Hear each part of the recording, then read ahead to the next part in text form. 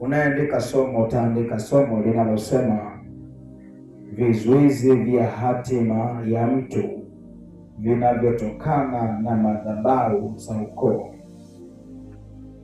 Vizuizi vya hatima ya mtu vinavyotokana na madhabahu za ukoo. Madhabahu za ukoo. Tunataka leo tudili na vizuizi. Watu wengi sana wamekuwa wakiishi maisha ambayo yako chini ya shambulizi, na hilo shambulizi ndani yake kuna madhabahu za ukoo ambazo zinapinga. Ndani yake kuna madhabahu za ukoo ambazo zinazuia hatima ya mtu huyo. Kwa leo tunataka tukadili na vile vizuizi vya ukoo wako.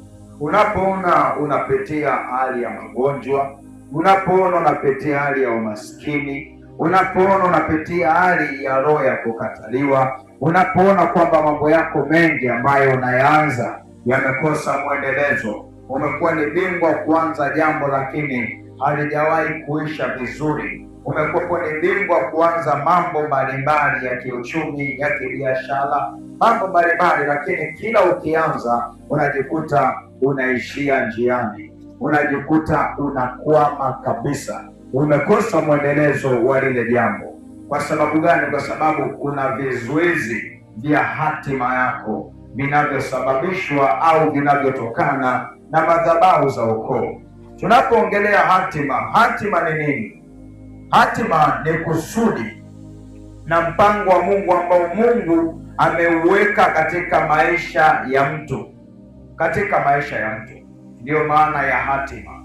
Hatima inasimama kama kusudi au tunasema hatima ni kusudi ambalo ni mpango wa Mungu ambao Mungu ameuandaa katika maisha yako. Ndiyo maana ya hatima. Ndiyo maana ya hatima. Hatima ni kusudi na mpango wa Mungu ambao Mungu ameweka kwenye maisha ya mtu. Kwa hiyo kabla hujazaliwa Mungu alisha kuandalia hatima yako. Hatima yako ya wewe kuwa mtu mwenye mafanikio, hatima yako ya wewe kuwa mtu unayepata, hatima yako ya wewe kuwa mtu ambaye umebarikiwa, hatima yako kubwa ya kumiliki na kutawala. Lakini adui, kwa sababu yeye ana roho ya kuharibu hatima za watu, ndio hapo sasa unajikuta kwamba unaishi maisha ya chini ya kiwango. Unaishi maisha ya chini ya kiwango. Kisoma kile kitabu cha Yeremia 1:5, maandiko matakatifu yanasema,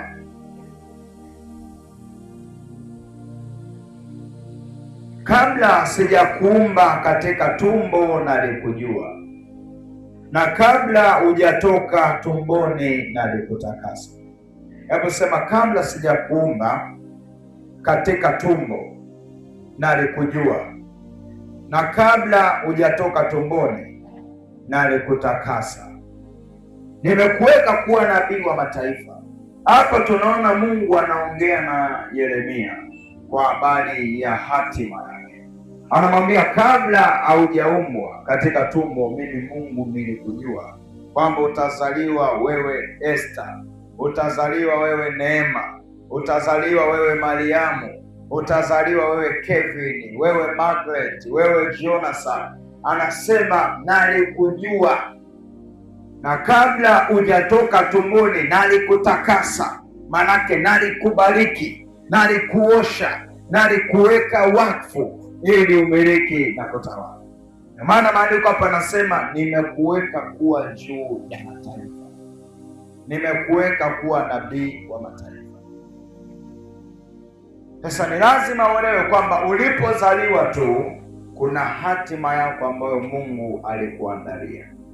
Ulipozaliwa tu kuna karama zako ambazo Mungu alikupa, kuna talanta zako ambazo Mungu alikupa. Ulimwengu, Mungu alikupa hatima, Mungu alikupa talanta, Mungu alikupa vipawa, Mungu alikupa karama na mafanikio makubwa, na mafanikio makubwa. Tunapoongelea habari ya madhabahu, kwa sababu somo linasema vizuizi vya hatima ya mtu vinavyotokana na madhabahu.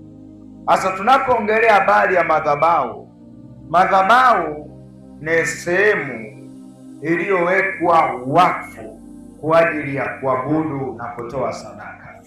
Na tunapoongelea habari ya madhabahu, kuna madhabahu ya Mungu wa kweli, lakini pia kuna madhabahu ya miungu ya kishetani, miungu iliyoambatanishwa na madhabahu za wachawi.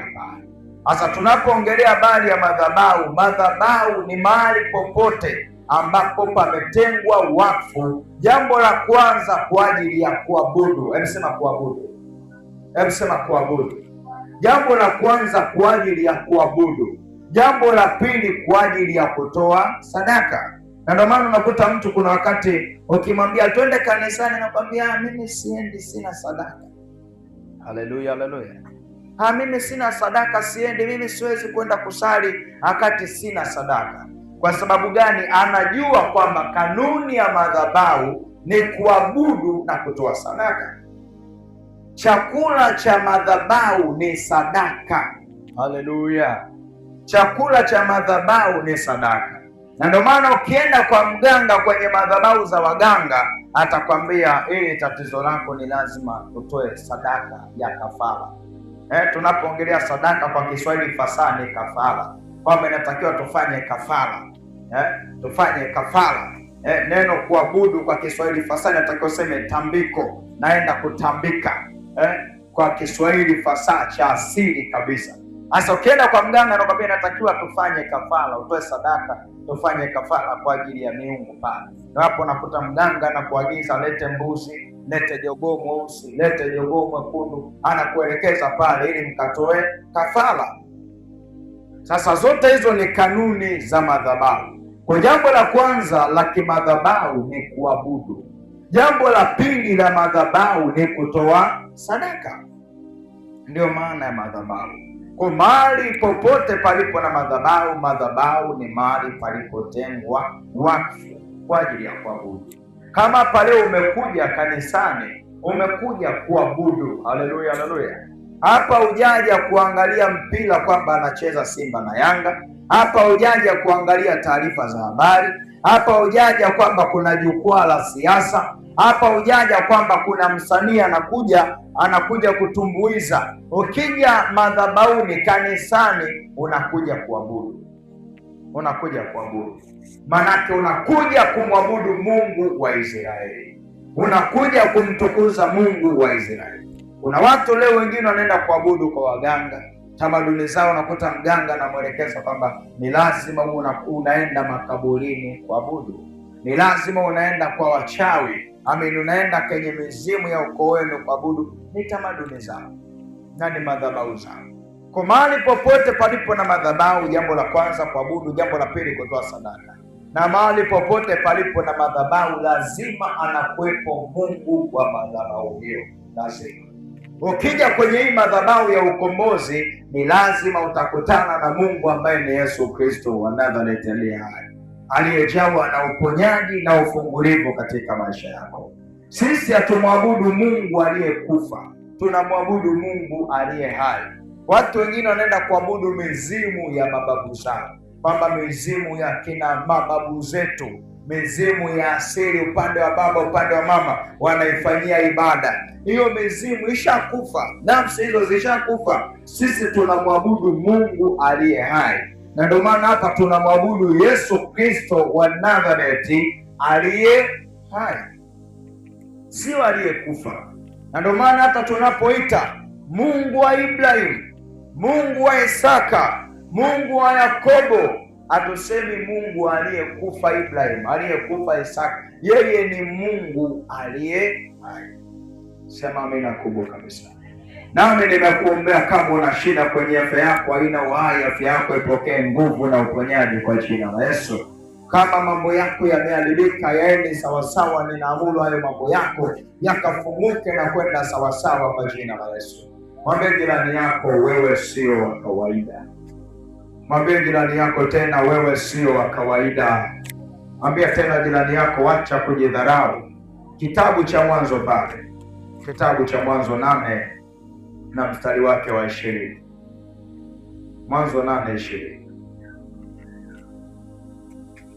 Maandiko matakatifu anasema, Nuhu akamjengea Bwana madhabahu, akatwaa katika kila mnyama aliye safi na katika kila ndege aliye safi, akavitoa sadaka za kuteketezwa juu ya madhabahu.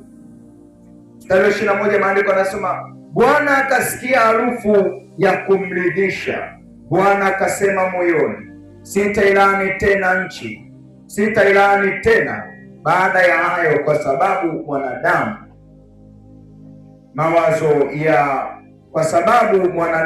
maana mawazo ya moyo wa mwanadamu ni mabaya tangu ujana wake, wala sitapiga tena baada ya hayo kila kilicho hai kama alivyofanya. Haleluya, haleluya.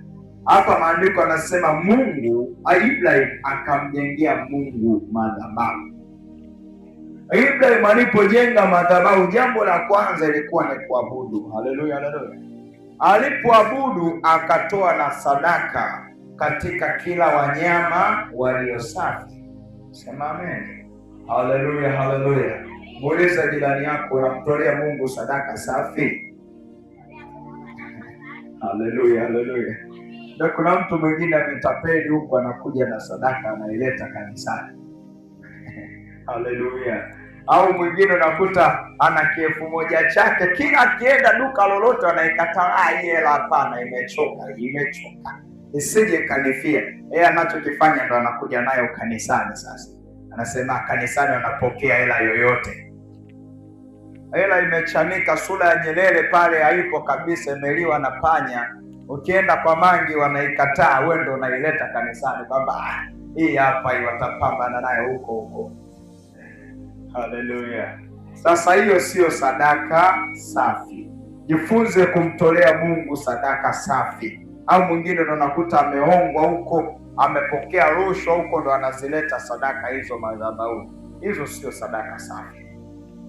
Sema amina kubwa kabisa.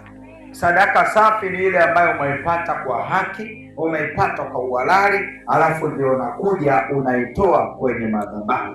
Kwa jambo la kwanza la madhabahu kuabudu, lakini jambo la pili la madhabahu ni kutoa sadaka iliyo safi. Ukitoa sadaka iliyo safi, lazima Mungu atasikia manukato ya sadaka yako. Lazima Mungu atasikia manukato ya maombi yako na ya ibada yako, atasikia kama harufu nzuri. Alafu hapo sasa ndipo atakapokubariki, hapo ndipo atakapokuinua, hapo ndipo atakapokuzidisha, nawe utastawi sana na kufanikiwa.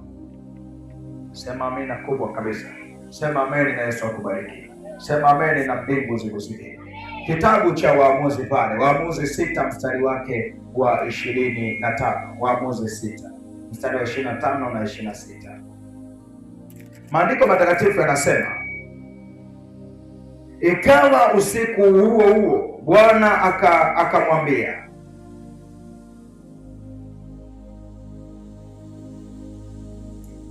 akamwambia, mtwae ng'ombe wa baba yako, yaani ng'ombe wa pili wa miaka 7, ukaiangushe madhabahu ya Baali. Yasema ukaiangushe madhabahu ya Baali alionayo baba yako, ukaikate Ashera ile iliyo karibu nayo.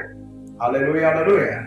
Mstari wa 26 anasema, ukamjengee Bwana Mungu wako madhabahu juu ya ngome hii kwa taratibu zake, ukamtoa yule ng'ombe wa pili na kumtoa awe sadaka ya kuteketezwa kwa kuni za ile Ashera aliyokuwa nayo baba yako. Hapa Mungu anampa maelekezo Gideon, anamwambia mtoe ng'ombe.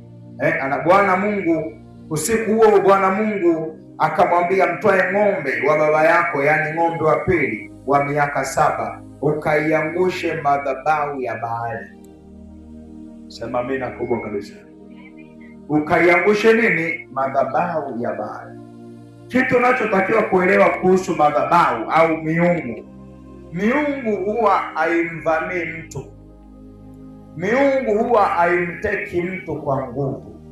Unapoona kwenye ukoo wenu kuna miungu imewashikilia muolewe, imewashikilia amzai, imewashikilia mnakufa vifo vya kabla ya wakati. Ile miungu ndani ya ukoo wenu haikuja kimabavu. Kuna mtu aliikaribisha, kuna mtu aliikaribisha, kuna mtu aliita, yakaita kwamba ninaomba tawala kwenye familia yangu. Pengine ni babu yako au aliyemzaa babu yake, akaweka agano kwamba mimi hapa na familia yangu yote, waliopo, waliopita na wajao, ninawasacrifice kwenye nyinyi miungu ya familia.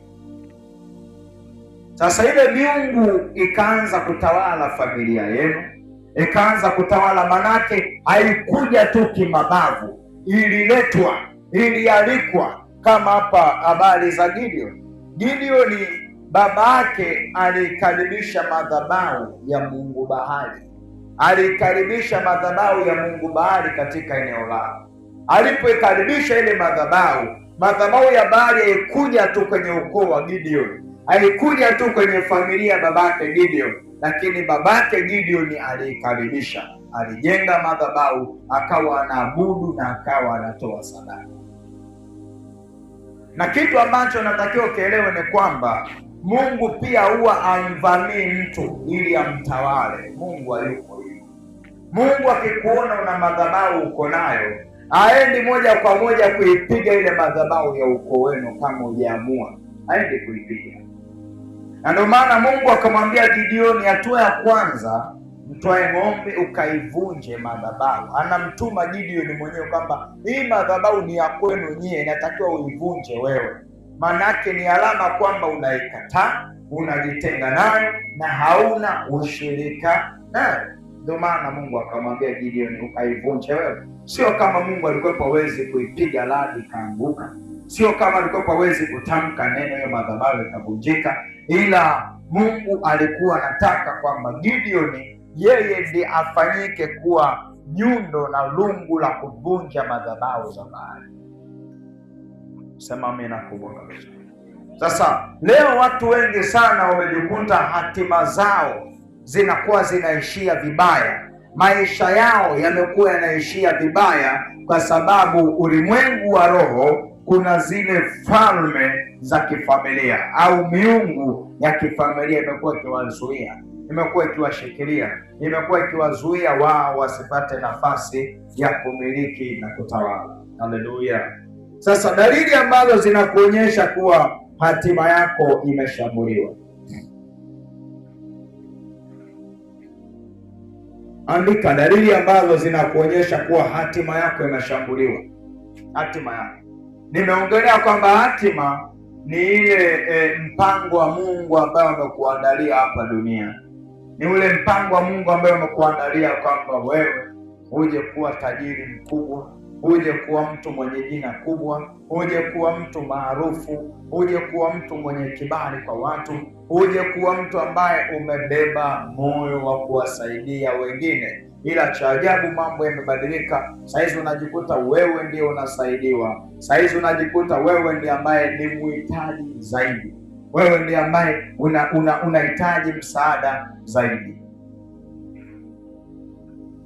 Sasa dalili ya kwanza ambayo natakiwa uelewe kwamba hatima yako imeshambuliwa ni pale ambapo unachelewa kufanikiwa. Haleluya, haleluya. Kuchelewa kupata mafanikio. Hiyo ni dalili unaonyesha wazi kwamba wewe hatima yako imeshambuliwa. Pale ambapo ni mtu ambaye unajitihada sana, unapambana sana, ila cha ajabu unajikuta mafanikio hauyapati. Unachelewa sana kupata mafanikio. Umekuja Dar es Salaam tangu mwaka 98. Umekuja Dar es Salaam tangu mwaka 80. Umekuja tangu mwaka 2000 umekuja Dar es Salaam 2000 asubuhi, lakini mpaka leo hauna nyumba, mpaka leo maisha yako ya kubahatisha bado. Waswahili wanasema maisha yako ya kuinda na manati. Hauelewi, maisha yako hayana mwelekeo. Na wengine wanakuja, pengine unakuta wanatoka mkoani, wewe ndio unawapokea. Ukishawapokea unakuta wanafanikiwa mbele yako, wanafanikiwa mbele yako na wanakusahau, wanafanikiwa mbele yako na unajikuta uko vile vile. Sasa hiyo ni dalili kwamba kuna madhabahu za ukoo wenu ambazo zinakupinga wewe kupata mafanikio. Kuna madhabahu za ukoo wenu ambazo zinakupinga wewe kupata baraka nyingi. Hasa dalili ya kwanza kwamba hatima yako ipo kwenye shambulizi ni pale ambapo ni mtu ambaye unachelewa kupata mafanikio, au ni mtu ambaye unajituma sana lakini unapata mafanikio madogo.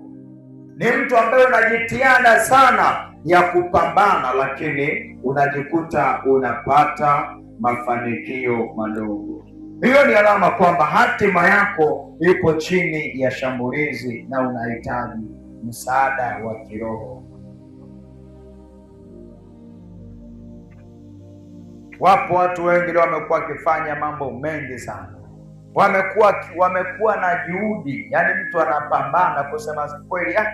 Yani kuna mwingine anasema kwa jinsi anapopambana huyu, kifa maskini, kwa kweli shetani yuko kazini. Yani anapambana kweli kweli. Mwingine anafanya kazi mpaka anasahau kula. Mimi mchana sikula, niko busy sana na kazi. Asubuhi mimi nakuanga busy sana, hata mpangilio wa kula uendi vizuri. Yani anakula, unakuta chakula cha mchana anakula saa 12 jioni, chakula cha asubuhi anakunywa chai saa 8. Yani haeleweki, yuko busy. Lakini cha ajabu sasa, matokeo apate kabisa. Haleluya, sema amina kubwa kabisa. Sasa hiyo ni dalili kwamba madhabahu za kifamilia zinazuia hatima yako, zinazuia mafanikio yako. Lakini ishara ya pili ni pale ambapo tunasema umaskini wa vizazi. Umaskini wa vizazi, umaskini wa vizazi. Yaani kuna mtu mwingine umaskini wake yeye ni wa vizazi. Amehalalisha bana, sisi ukoo wetu hakunaga aliye tajiri, hakunaga aliyefanikiwa. Wanaishi katika shambulizi la umaskini, wanaishi katika shambulizi la umaskini wa vizazi. Yaani kizazi cha kwanza cha babu yake aliishi katika hali ya umaskini, kizazi cha pili cha babake aliishi katika kizazi cha maskini, kizazi ambacho ni yeye mwenyewe bado anaishi katika hali ya umaskini, naye haoni mwelekeo wa maisha. Sasa hiyo ni dalili kwamba mizimu ya ukoo wenu inazuia hatima yenu, au madhabahu za familia yenu zinazuia hatima ya maisha yenu. Kuna watu leo unakuta wanajitihada sana ya kupambana. Mtu mwingine unakuta ametoka mkoani kwao, amekuja Dar es Salaam au ameenda nje ya nchi, kapambana kusema za kweli, kapata mafanikio makubwa, kajenga majumba, kanunua magari, kapata jina kubwa, mambo yake yanamwendea vizuri. Lakini sasa katiba ya ukoo wao au katiba ya miungu yao hilo jambo haitaki.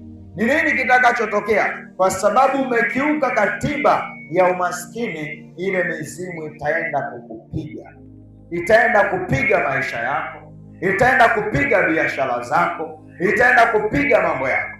Kuna watu leo nakuta walikuwa ni matajiri sana, lakini kuna ugonjwa tu ukaingia. Ugonjwa ukaingia, unakuta kilianza tu kipele tu, pengine kilianza kwenye paja au kwenye tumbo, kikawa kinawasha na jikuna, mwisho wa siku ukaja kuzaliwa kansa, mara akaambiwa inatakiwa uende India ukatibiwe, uende nchi ya nje, mataifa makubwa ukapate matibabu. Sasa unajiuliza kwamba na umeshapata hapo pesa, unajikuta unaanza kuuza kimoja baada ya kingine. Ulikuwa na nyumba Temeke unauza, ulikuwa na nyumba Goba unauza, ulikuwa na nyumba Mbezi Beach unauza, ulikuwa na nyumba Tegeta unauza. Yote kwa ajili unakuta kuangaikia vyako ili kae sawa. Ukiuza kila kitu mpaka gari, ukiuza kila kitu, ndio unakuta ukishauza, ukishafilisika na ule ugonjwa unakuachia. Haleluya, haleluya. Ugonjwa unakuachia kabisa. Unajiuliza, hasa ugonjwa unaisha na hela zimeisha na miradi imeisha na kila kitu imeisha. Kwa sababu gani? Kwenye familia yenu DNA ya kwenu ni kwamba nyinyi mtaishi kwenye kongwa la umaskini, ninyi mtaishi kwenye kongwa la magonjwa, mtaishi kwenye kongwa la mateso na fedhea na dhiki mbalimbali. Lakini nimekuombea Yesu leo, hizo madhabahu ziharibiwe na kupondwa vipande vipande kwa jina la Yesu. Sema hizo madhabahu leo ziteketee na kuharibiwa kwa moto wa Yesu Kristo. Sema amina kubwa na mbingu zikusikie. Sema amen na Yesu akubariki. Kwa ulimwengu wa roho, ishara ambayo inakuonyesha kwamba hatima yako ipo chini ya shambulizi ni pale ambapo unaishi umaskini wa vizazi. Yaani kuna mtu mwingine kwenye ukoo wao maisha anaishi babu yake kule kijijini, anaangalia anasema kule hata nikirudi kule sitaangalia chochote. Babu tu alinunuaga kiwanja miaka hiyo, kiwanja cha 7x7, naye ndo kajenga pale kinyumba cha manyasi, ndo anaishi pale. Kula yake ya kubahatisha, maisha yake ya kubahatisha. Babako mwenyewe huko aliko unaangalia maisha yake, mamako unaona kabisa hapa kuna shambulizi ya roho ya umaskini. Kuna shambulizi ya roho ya umaskini. Sasa ukikosa namna ya kutambua au namna ya kujua na kutafiti, lazima uelewe kwamba utajikuta nawe pia unaishi katika maisha hayo, na watoto wako nao pia wataishi katika maisha hayo. Haleluya, haleluya. Moja ya jambo ambalo Waafrika wengi ni wavivu kufuatilia ni historia yao wenyewe. Ni historia yao wenyewe. Waafrika wengi ni wavivu kufuatilia historia ya miaka yao ya nyuma ya ukoo wao. Ni lazima uelewe huko hapo ulipo, kwa sababu kuna historia. Wewe mpaka umezaliwa, manake kuna baba yako, manake kuna babu yako, kuna babu yako aliyemzaa babu yako, kuna vitukuu pale sijui na nini wapo pale. Sasa ni lazima uwe pia mtu ambaye unafuatilia historia yenu. Kuna wakati kaa tu na mamako, muulize, mwambie mama, hebu nipe historia. Zamani ulikuwaga mdogo, ulikuwaga unaishije, unapenda nini? Au mama ambaye ni bibi yako alikuwa anaishije, anapenda nini? Hakusimulia historia yenu. Haleluya, haleluya. Ukishaijua historia yako ni rahisi sana kutambua tatizo lako, kwamba hili tatizo mama alinihadisiaga kwamba hata bibi alikuwaga nalo, ili mbona naona hata mimi ninalo. Hili tatizo hili mbona alinihadisiaga mama yangu au bibi yangu kwamba hili tatizo nilikuwa nalo. Haleluya, haleluya. Hasa leo Afrika wengi hawataki hata kuwa karibu na bibi zao, wameshashutumu bibi zake wachawi, babu zake wachawi, hataki hata kuwasikia. Hao ndo wamebeba historia yako. Haleluya, haleluya. Wamebeba historia yako, ndo wanajua hata kitovu chako alikipelekaga wapi. Mama yako alipotokuzaa akampa kitovu bibi yako, alipompa kitovu yeye ndo anajua alikipeleka wapi. Sasa lazima uelewe kwamba fuatilia historia yako, pekua, ichunguze historia yenu, kwamba historia yetu sisi ina madhaifu gani, historia yetu sisi ina mapungufu gani. Muulize kwamba bibi, babu, wewe uliwaimiliki nini kwenye ujana wako, au ulikopo unajishughulisha na nini? Fuatilia. Utakapofuatilia, manake ni rahisi sana kuingia kwenye maombi, kuvunja zile roho za urithi wa vizazi na vizazi. Utakapojua hayo, utakapotambua hayo kwamba huu urithi ndio ambao unapelekea mimi naishi maisha ya magonjwa, huu urithi ndio ambao unapelekea mimi naishi maisha ya shida, manake ni rahisi sana kutatua tatizo. Sema amen kubwa kabisa. Sema amina na mbingu zikusikie. Uliza, mama, babu alikufa akiwa na umri gani? Bibi alikufa akiwa na umri gani? Angalia umri zao, rika zao, walikuwa wanakufa wakiwa na umri gani? Walikuwa wanakufa na magonjwa gani? Fuatilia. Walikuwa wanajishughulisha na nini? Waulize, watakwambia. Manake ni rahisi wewe sasa kuingia kwenye maombi, kukata ule mnyororo au ule muunganiko ulimwengu wa roho ambao umekuwa na wote kufuatilia. Kwa watu wengi leo hatima zao zinaharibiwa kwa sababu ya roho ya umaskini wa vizazi na vizazi. Hatima zao zinagoma pale, mafanikio yao yanagoma pale, kwamba hii familia hakuna ambaye kujenga ghorofa. Wewe ni nani unataka kujenga ghorofa? Hii familia hakuna ambaye amewahi kuolewa. Wewe ni nani unataka kuolewa? Hii familia hakuna ambaye amewahi kuanzisha mahusiano ya kadumu. Wewe ni nani? Hii familia hakuna aliyekuanga mfanyabiashara mkubwa. Hayupo. Wewe ni nani unakuja kazi namna hiyo? Ni lazima tu unakuta ile mizimu itakuzuia, itazuia hatima yako. Lakini jambo lingine ni pale ambapo tunasema kushindwa mara kwa mara. Kila jambo ambalo unalianzisha linakuwa linaishia njiani. Hiyo ni ishara pia kwamba shambulizi la hatima yako. Kuna shambulizi kwenye hatima yako. Pale ambapo unaanza mambo yanaishia njiani. Sema amina. Haleluya, haleluya. Ni bingwa kuanza. Kusema za kweli, unaanzaga vizuri. Unajitahidi kutafuta mtaji. Unautafuta mtaji, ukisha upata tu, ukianza ile biashara, haichukui hata miezi miwili na kufa. Haichukui hata miezi miwili, ile biashara inapotea, inatoka kabisa, inaangamia kabisa. Umefanya kila biashara, umeuza mitumba imegoma, umefungua genge limegoma. Haleluya, haleluya. Umefungua genge limegoma, kila biashara. Washindwe sasa kwa jina la Yesu. Sema ameni kubwa kabisa. Sema ameni na mbingu zikusikie. Sema ameni na Yesu akubariki. Sema ameni na Yesu Kristo akubariki. Pigie Yesu makofi makubwa kabisa. Ongeza tena makofi makubwa. Makofi bubu yasio na vigelegele hatuyahitaji kabisa kabisa hapa. Haleluya. Sema ameni kubwa kabisa. Sema ameni na mbingu zikusikie. Sema ameni na Yesu akubariki.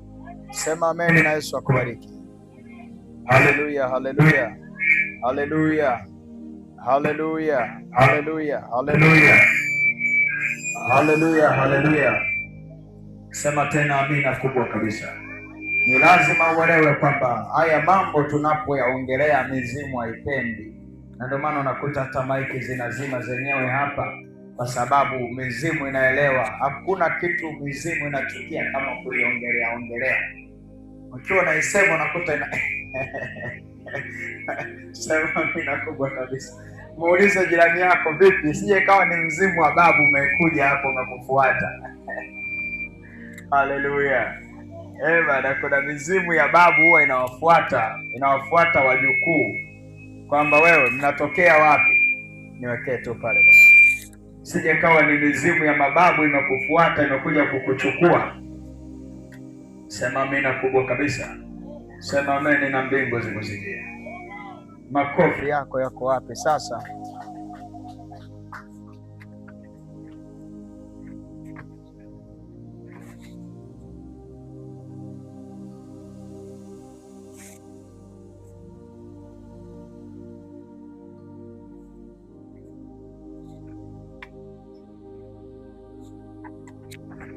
Mwambie jirani yako kitaeleweka tu. Mwambie tena jirani yako kitaeleweka tu.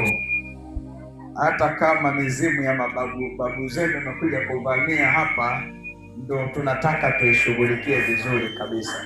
Kama ni sawa, sema sawa sawa. Kama ni sawa, sema sawa sawa. Haleluya, haleluya. Hii mizimu ya familia, mizimu ya asili huwa inapambana sana ulimwengu wa roho. Haleluya. Bwana Yesu Kristo atukuzwe sana. Bwana Yesu Kristo atusaidie sana. Kwa hiyo Yesu ni mwema. Hizo madhabahu leo ni lazima tuziharibu na kuzihukumu kabisa. Sema hizo madhabahu zinahukumiwa.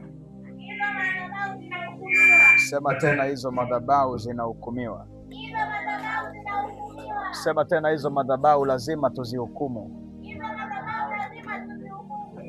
Haleluya, haleluya. Bwana Yesu Kristo atukuzwe sana. Bwana Yesu Kristo atukuzwe sana. Kwa ni lazima uelewe kwamba hizi madhabahu, ulimwengu wa roho, kuna namna zinakuwa zinatawala. Hasa pale ambapo unaona kwamba kila jambo ambalo unalianza, kila jambo ambalo unakuwa unalianzisha, unakuta linaishia njiani. Elewa kabisa kwamba ulimwengu wa roho kuna shambulizi la adui ambalo adui anakuwa amelituma katika maisha yako. Inua mikono, jifunika macho yako, sema: Ee Bwana Yesu, tunapinga vikwazo vyote vya kiroho, tunapinga vizuizi vyote vya kiroho, tunaviharibu kwa jina la Yesu, tunaviteketeza kwa moto wa Yesu. Sema: Roho Mtakatifu, ninahukumu nguvu za uchawi, nguvu za uganga, nguvu za ushirikina kwa moto wako Yesu Kristo, kwa moto wako Yesu Kristo, kwa moto wako Yesu Kristo. Kwa ishara ya tatu ya kujua kwamba hatima yako iko chini ya shambulizi ni pale ambapo ukawa kila jambo ambalo nalianza linaishia njiani. Ulianzisha mpaka mgawa wenyewe umekufa, mgawa wenyewe wateja hawaji. Haleluya, haleluya. Kila siku unamwaga vyakula, hakuna wateja. Umefungua samaki, unauza samaki saizi na madagaa. Wale samaki wateja wako wanaokuja kukuungisha ni manzi. Nzi tu pale ndo anapiga kelele kwenye deli lako, yanapiga kelele kwenye ile beseni lako nalouzia samaki. Wewe kazi yako ni kuwafukuza, tuondokeni, nyinyi sio wateja. Lakini shida ni kwamba ulimwengu wa roho kuna vizuizi vya hatima yako. Mwisho wa siku ile biashara unakuta nayo unaiacha, unatafuta kazi nyingine nayo unaacha. Yaani tukikuuliza saizi tangu umeanza kujituma au kufanya kazi kujitegemea, umefanya kazi ngapi? Litachukua risali moja hapa. Mwaka fulani nilifanyaga jambo fulani, mwaka fulani. Haleluya, haleluya. Sema amen kubwa kabisa. Lakini nimekuombea leo Yesu aende akairejeshe hatima yako. Jambo la 4, kuto kuoa au kuolewa. Hiyo pia ni kizuizi cha hatima. Maandiko anasema si vema mtu huyo peke yake, nitamfanyia msaidizi.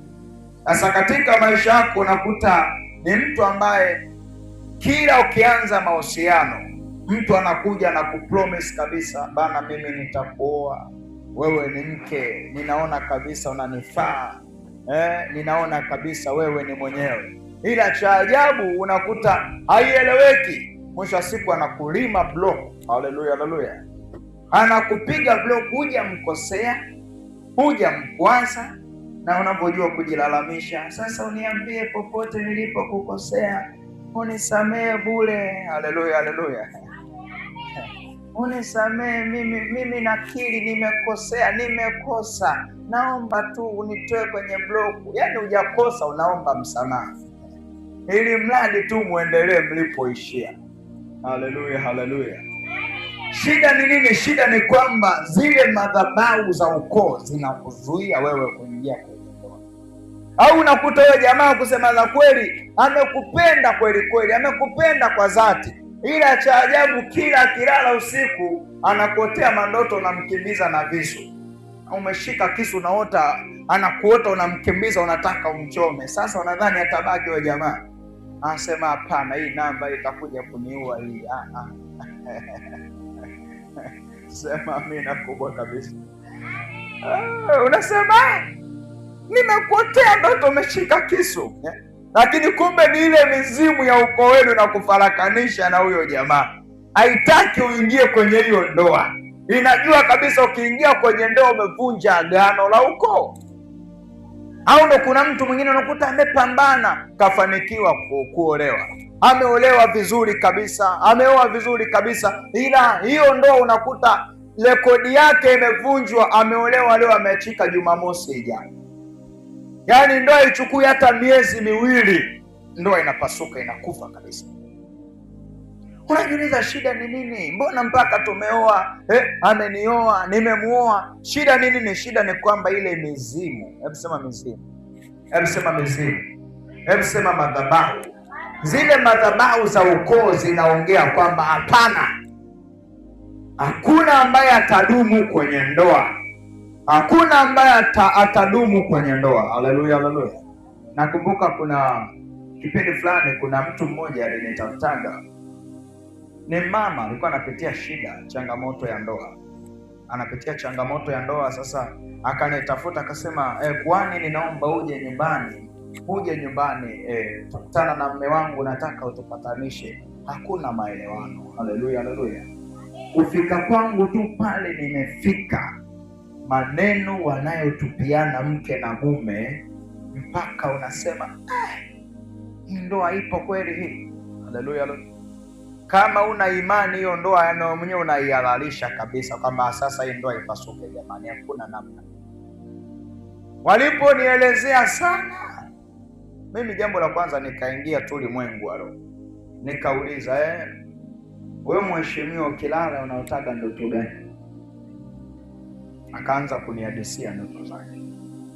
Nikamuuliza, na wewe mama, ukilala unaotaga ndoto gani? Akaanza kunihadisia ndoto zake. Nilipoziangalia ndoto zao na kuzitathmini, nikajua shida sio wao. Shida ni kwamba mizimu ya mwanaume, madhabahu za mwanaume hazitaki mwanaume akae na mwanamke, na madhabahu za mwanamke hazitaki mwanamke akae na mwanaume. Haleluya, haleluya. Sasa wamekutana humo ndani, umegeuka kuwa uwanja wa mieleka. Yaani wanapigana muda wote, wanatupiana maneno, lakini sio kama wapendani. Haleluya, haleluya. Wakishazondoana, wamekorofishana, baada ya masaa 5 6 wanapatana dakika 7 8 masaa 10 tena wamevurugana. Lakini mimi nakupenda, basi tu tusameane, aishi wanayamaliza. Haikai tena kidogo, wameisha pigana ngumi. Sasa nilipouliza, waliponiambia hayo mambo, nikawaambia kwamba ninyi shida ni miungu ya ukoo wenu haitaki mkae kwenye ndoa. Miungu ya ukoo wenu inawapinga. Wao sasa ndio wakaelewa. Walipoelewa, nikawapa jukumu la kuingia kwenye maombi ya siku 10. Haleluya, haleluya.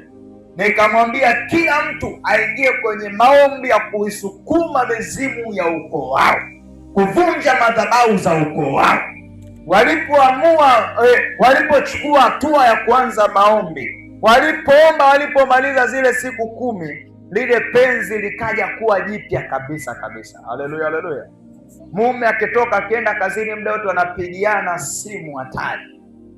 Wewe ni wangu, unakuona kwenye glasi, hebu washa WhatsApp namba nikuone WhatsApp pale. Wanapigiana video call wakati asubuhi wameagana vizuri kabisa. Penzi linarudi kuwa jipya. Lakini shida ni nini? Kilichokuwa kinawazuia ni nini? Ni zile madhabahu za ukoo. Sasa ukiona unapitia changamoto ya mahusiano, kila mwanaume anayekuja anakuahidi mambo mazuri halafu anakuacha solemba, au kila mwanamke ukimpata unakuta anaishia tu hewani, elewa kabisa kwamba madhabahu za ukoo wenu zinaongea. Madhabahu za ukoo wenu zinaishi, zinakupinga, zinapinga kile ambacho kinatokea. Hasa ni jukumu gani inatakiwa ulichukue? Manake inatakiwa uchukue maamuzi ya maombi. Hebu sema maombi. Utakapochukua maamuzi ya maombi, utakapoanza kushambulia madhabahu za ukoo, utakapoanza kushambulia madhabahu za miungu, hapo ndipo Mungu ambapo atakupa nafasi ya wewe kumiliki na kutawala. Lakini jambo lingine, magonjwa yanayojirudia. Magonjwa yanayojirudia, hii pia inasababishwa na vizuizi vya hatima. Pale ambapo naona kila wakati magonjwa yamekuwa yakijirudia katika maisha. Haleluya, haleluya. Muulize jirani yako, ni ugonjwa gani unaojirudia mara kwa mara? Muulize tu, muangalie kwa upole, mwambie jirani, ni ugonjwa gani unaojirudia kwako mara kwa mara? Kuna watu wengine imefika hatua amehalalisha huo ugonjwa kwamba ni wa kwake. Yaani ameuhalalisha, huu ni ugonjwa wangu, ninao kila miaka, ninao every day. Yaani mimi si umwani ugonjwa mwingine, mimi ugonjwa wangu ni kichwa. Yaani kichwa kikianzaga kuuma, mimi najua mida ya kichwa kinaniumaga mida ya saa 10 jioni, saa 12 ndio nasikiaga kichwa kinauma. Kinauma kweli kweli, lakini nikinywa tu Panadol kinapotea. Wao kashazoea, kichwa nacho anakiwekea ratiba ya kula Panadol. Kila siku ametenga Panadol 2 3 anakunywa, kichwa kinapotea. Miaka na miaka. Tatizo la tumbo shazakana. Mimi ni tumbo nishazoea ili mimi kila miaka nishazoea. Napambana nalo hivyo hivyo. Kuna dawa za kutuliza tu maumivu ukinywa, maumivu yakitulia, naendelea na mambo yangu. Sasa tatizo linaloonyesha kwamba hatima yako iko chini ya shambulizi ni pale ambapo unaona wazi kwamba madhabahu za ukoo wenu zinakuzuia. Ni pale ambapo unaona magonjwa yanajirudia kwako mara kwa mara. Unapoona magonjwa yanajirudia kwako mara kwa mara, ni tatizo ambalo unatakiwa ulishughulikie. Ishara nyingine ni pale ambapo unakuwa ni mtu ambaye unakosa amani. Amani ndani ya moyo wako hauna amani kabisa, hauna amani, umekosa amani moyoni. Ni mtu ambaye muda wote ni mnyonge, unakaa tu kinyonge. Haleluya, haleluya, sema amina kubwa kabisa. Yaani muda wote wewe unakaa tu kinyonge, kama mtu ambaye amekumwagia maji, sasa maji ya barafu ndio umeloa, sasa umekuwa mpole. Sasa ishara ya namna hiyo manake inaonekana wazi kwamba hatima yako ipo kwenye shambulizi. Hatima yako iko kwenye shambulizi la kichawi, na inatakiwa ushughulike katika maombi. Pale ambapo muda wote hauna amani, au muda wote unajiona ni mwenye hatia, hauna amani, unafanya mambo huoni mwanga, huoni matokeo, unajiona mwenye hatia kabisa. Sasa ishara ya namna hiyo inakuonyesha wazi kwamba shambulizi lipo katika maisha yako.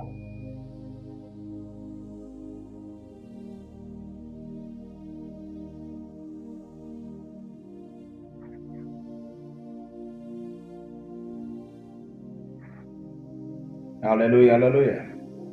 Ishara nyingine ni pale ambapo umekuwa ni mtu ambaye unakosa kazi. Hiyo pia ni kwamba hatima yako imeshambuliwa na adui. Pale ambapo kila ukipambana kutafuta kazi unakosa. Una vyeti kabisa, umesoma, una document kweli kweli, umesoma umesoma mpaka pale mwisho wa shule ukakutana na kibao umesema mwisho wa shule sasa hakuna kuendelea kusoma. Ukasoma ukafika mpaka ukakutana na hicho kibao mwisho wa shule. Ila cha ajabu umeishia tu kupewa makaratasi. Haleluya, haleluya. Kuna jamaa mmoja Kenya, nadhani ni Mkenya, yeye si Mkenya au Mtanzania, aliposomea kazi fulani, alisoma kwa miaka minne, nadhani miaka kama minne, akalipa ada nyingi sana ili apate kazi. Aliposoma alipomaliza wakampa ile cheti, akapewa cheti cha kuhitimu, akapewa cheti kwamba nenda akatafute kazi. Alipopewa kile cheti akazunguka kila sehemu akakosa kazi.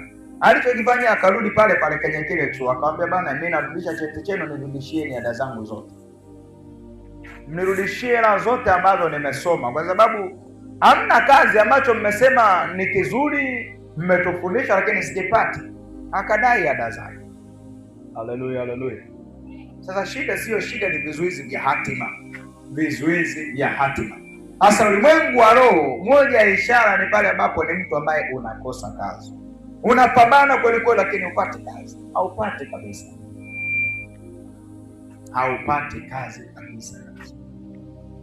Au kila ukipata kazi haidumu, haikai miezi miwili mitatu umefukuzwa. Tena unakuta unafukuzwa ule muda wa mwishoni kabisa wa kupokea mshahara, ndio linaibuka la kuibuka. Mwezi huyu hafai kabisa, akatwe mshahara wake wote. Unajikuta maisha yako ni ya shida, maisha yako yako chini ya shambulizi. Sasa ishara ya namna hiyo kiroho inakuonyesha wazi, kwamba maisha yako yako chini ya shambulizi na unahitaji msaada wa kiroho. Hauhitaji kuona kwamba hiyo ni hali ya kawaida. Pale ambapo unatafuta kazi upati, au pale ambapo kila ukipata kazi unaishia tu kufukuzwa, sio alama nzuri. Ishara nyingine ni pale ambapo tunasema unafeli kimasomo. Sema kufeli kimasomo. Muulize jirani yako, ulipokuwa unasoma ulikuwa unapata ngapi shuleni?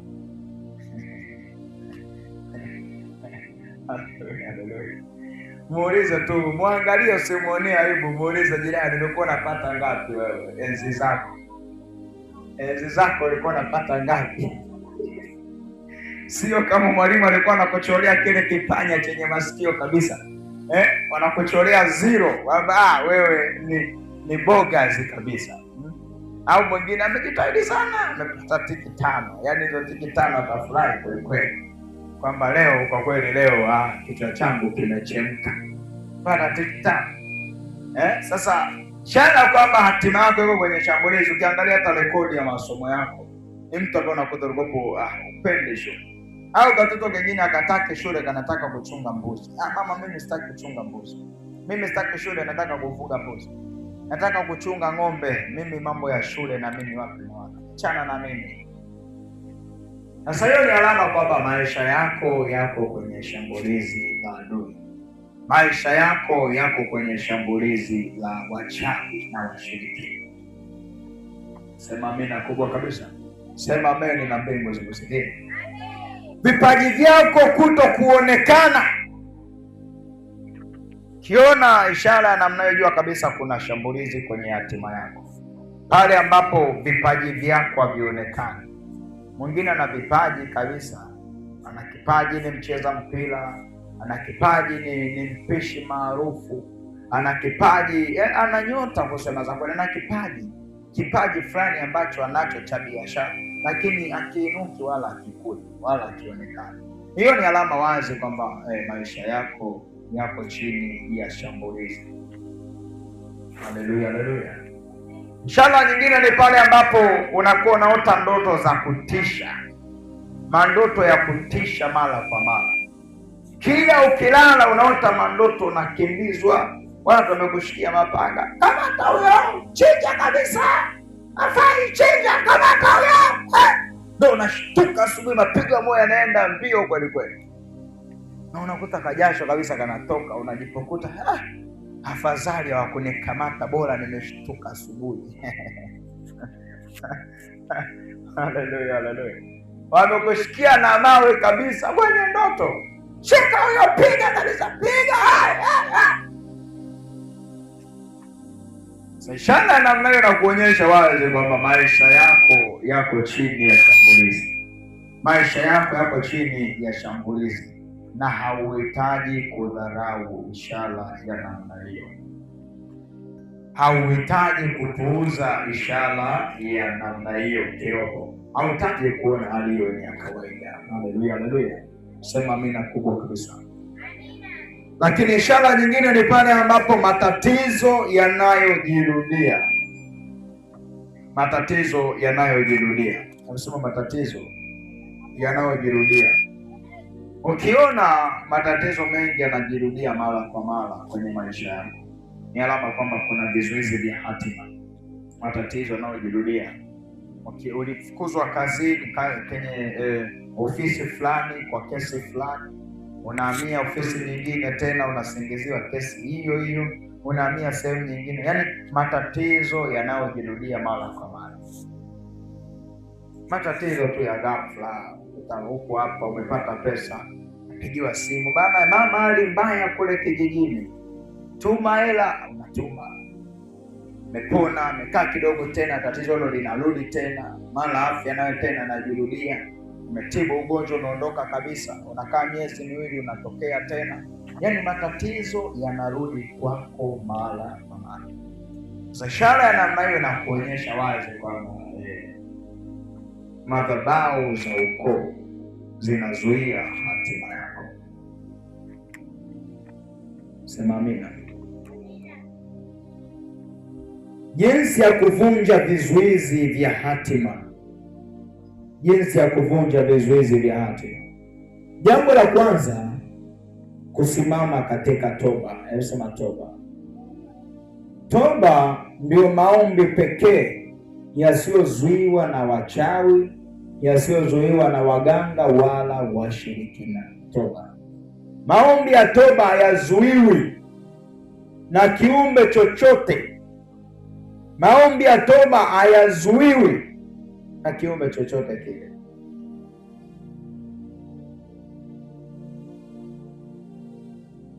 Mwambie jirani yako kuwa mtu wa toba. Pale ambapo unasimama katika toba, hapo unapata nafasi ya kuvunja madhabahu za ukoo zinazozuia hatima yako. Lakini jambo la pili, kumwamini Yesu Kristo. Ni muhimu sana ukamwamini Yesu katika maisha yako. Nasema kumwamini Yesu.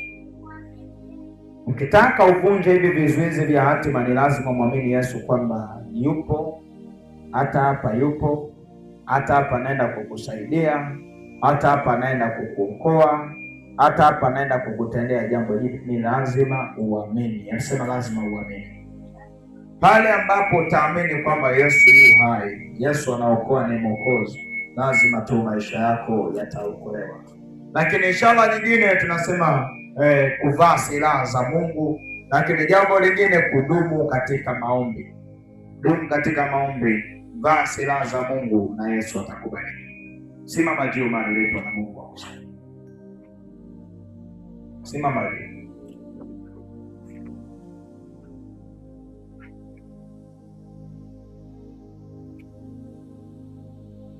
Inua mikono yako juu kabisa, sema Bwana Yesu, wewe pekee ni Mungu mkuu unayetawala. Wewe pekee ni Mungu mkuu unayeishi milele. Sema Bwana Yesu, kila adui anayezuia hatima ya maisha yangu, ninamharibu, ninamteketeza, ninamwangamiza, ninampiga kwa moto wa Yesu, ninampiga kwa damu ya Yesu. Sema Bwana Yesu, ninapiga falme zote za miungu, ninapiga falme zote za wachawi, za waganga, za washirikina. Sema Bwana Yesu, ninatangaza ukombozi, ninatangaza ufungulivu ulimwengu wa roho. Vizuizi vyote vya miungu, vya wachawi, vya waganga, vya washirikina, ninaviangusha chini.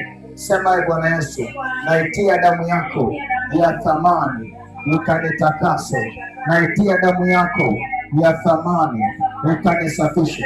Anza kuomba, itia damu ya Yesu sasa ikutakase, ikutenge na zile madhabahu za ukoo, ikutenge na zile madhabahu za miungu, ikutenge na zile madhabahu za wachawi, ikutenge na zile madhabahu za viumbe.